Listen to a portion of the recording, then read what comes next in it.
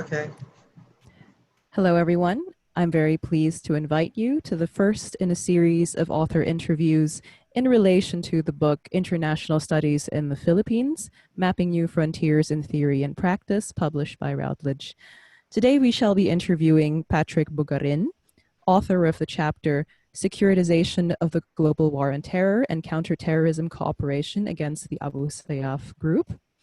And Mr. Patrick Dave Bugarin is a PhD candidate at the National Cheng Chi University.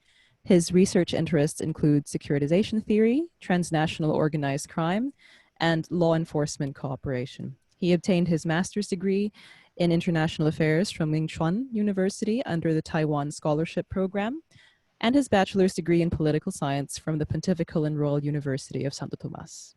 Patrick is also a professed lay member of the Order of Preachers. And he will be interviewed by myself, Francis Cruz, and Nassef Adiong, both of the University of the Philippines, Diliman, and editors of this volume. Hello, Patrick. Thank you for being here. Hello, thank you so much.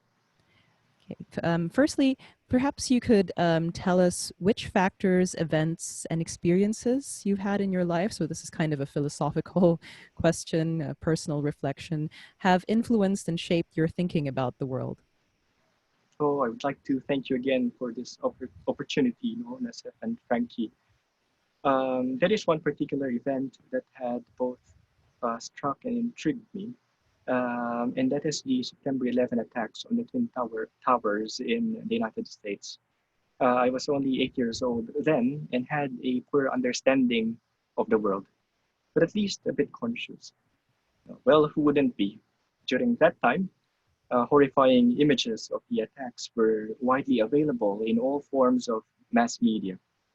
Philippine flags were flown at half-mast to sympathize for the tragedy caused by terrorists. My young self couldn't help but ask, what is happening there? What would happen to us? Are we in danger? Seeing the movie Pearl Harbor, which was released around that time, might have exacerbated my concerns. Perhaps following the PG-13 rating would have saved me from the anxiety. Kidding aside, with a lot of questions in mind, I started paying attention to the security issue. One Saturday morning in 2008, I saw a photo in one of the leading newspapers that has on it a very familiar face. It's my uncle, Police Colonel Winnie Kidato, who played a significant role in the rescue of Filipino broadcast journalist Cesc Rilon. 4 years later, Maria Ressa published 10 Days, 10 Years from Bin Laden to Facebook, which accounts on that particular event. This also happens to be a good backgrounder on the Abu Sayyaf Group and its links to Osama bin Laden's Al-Qaeda network. Well, knowing someone from your family that is actually an expert on something you are interested about is quite encouraging, but it was only in 2013 at the University of Santo Tomas when my thesis mates and I were asked to write a research proposal that started the idea of doing research on the threat of international terrorism. Well, we mainly focused on interagency collaboration against the threat. We were initially supervised by Professor Maria Zenia Rodriguez, who happens to be doing research on transnational organized crimes. Eventually, attorney Rigor Pascual took over and made sure that our research would make sense. After finishing my bachelor's degree, I then proceeded to take my master's degree in Ming Chuan University with the hope of pursuing research on the same topic. No, it gave me the opportunity to think about alternative ways of making sense out of the threat of international terrorism in the Philippines. Here, I met Professor Wei Hua Chen, became my thesis supervisor. After finishing my master's, I decided to pursue doctoral studies at the National Cheng Chi University.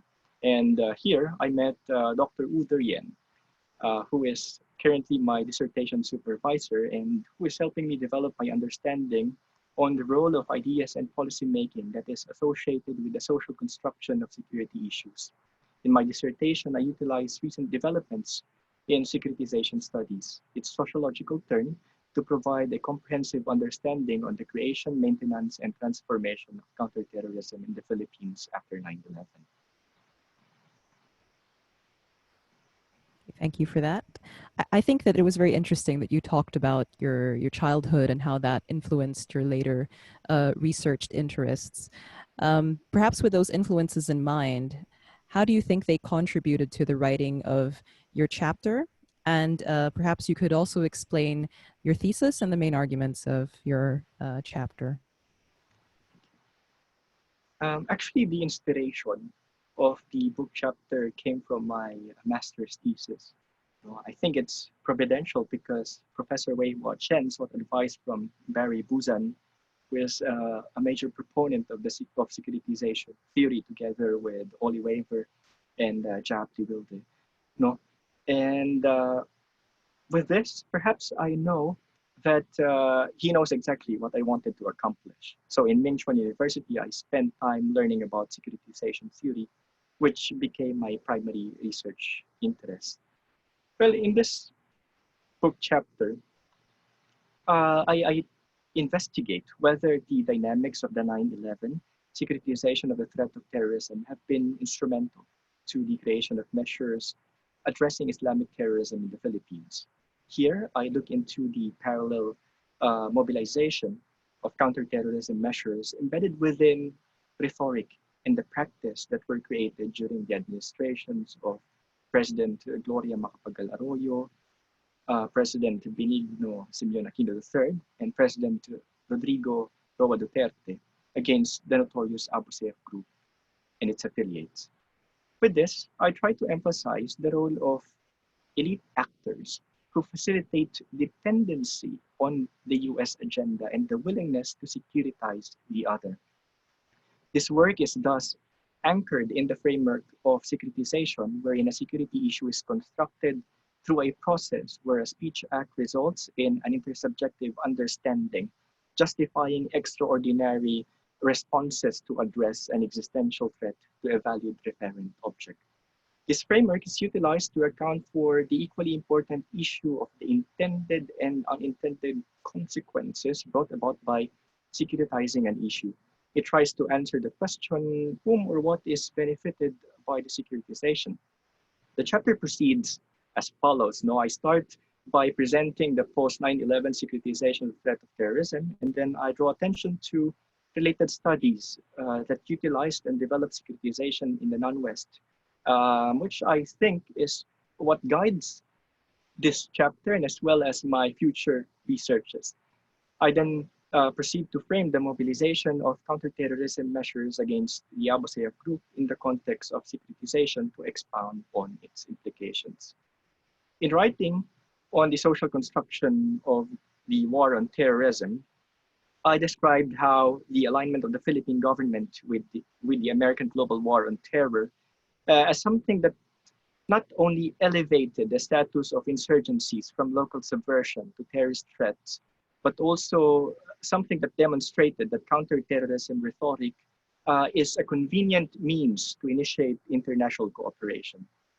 Counterterrorism remains as a pillar of Philippine-US relations, even if, ironically, insurgent groups that use anti-American propaganda continue their operations to the present day. That's actually how Dr. Pileo would describe the chapter. No?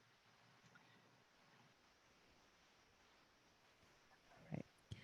So, having explained that, how do you think you can contribute to general knowledge of international studies in the Philippines, so the broader picture? I think my contribution is country or perhaps region specific. No? And I think that it's very important because uh, kind these kinds of researches provide information that would be useful to navigate not only among area-specific concerns, but with a number of global issues too. No, I think my work echoes the idea, of Thierry Balzac and Jeff Huysmans, that security issues do not necessarily reflect the objective material circumstances of the world. Often, security issues are the result of leaders' effort to understand and shape the world, which depend on the ability of a community to reconfigure its just and good way of life. So what I'm trying to do basically is to make explicit the social construction of the security issue, this particular security issue, which may be utilized by other scholars who are probably interested in this field. Thank you, Patrick, for answering those three questions. And now that you have published this chapter, I'd like to ask, with your contribution to Philippine IR, international relations, what advice can you provide to international studies students and young scholars like you, like yourself in the Philippines, regarding international studies as a field of knowledge and as a profession? Yeah, thank you so much. I'm basically just starting in the field too, and I think it is important to look into issues, where the Philippines aligns itself with a number of global concerns. I think that's the way to start. Find a certain issue that you are very much interested and work on it. Work on it. Try and try. Because there are a lot of issues. If I may provide some examples, you could maybe start thinking about COVID-19, the current pandemic, for instance, and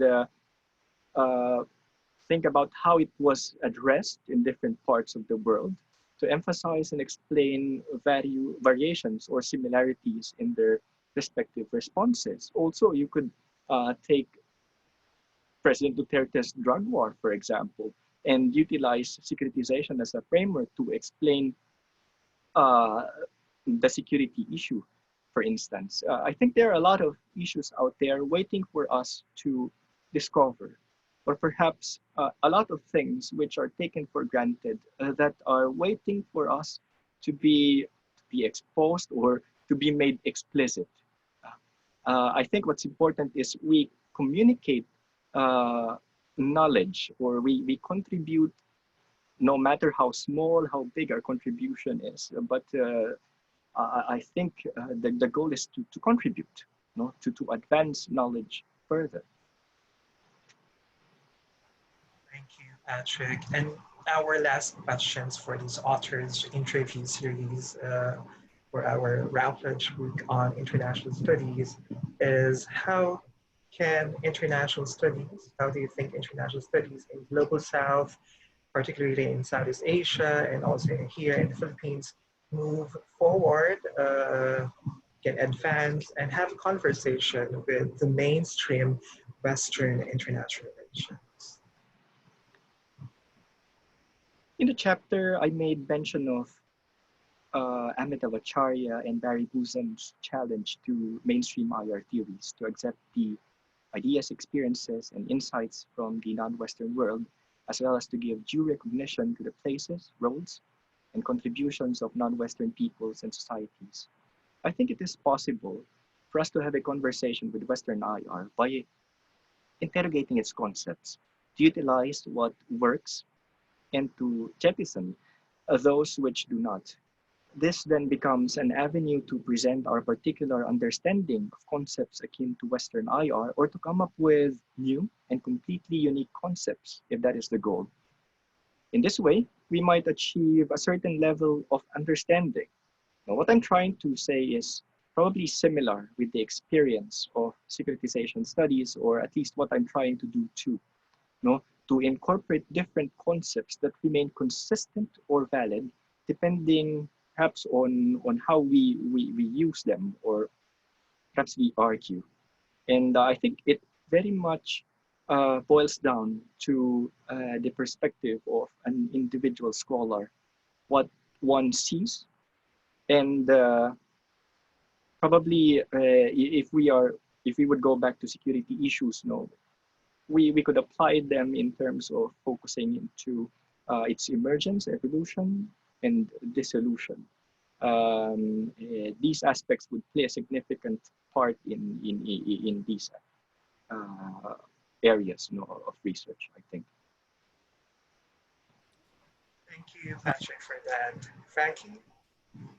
Thank you very much for your contribution, Patrick, to this interview and to the book, and for sharing your ideas about securitization and its value in international studies research in the Philippines.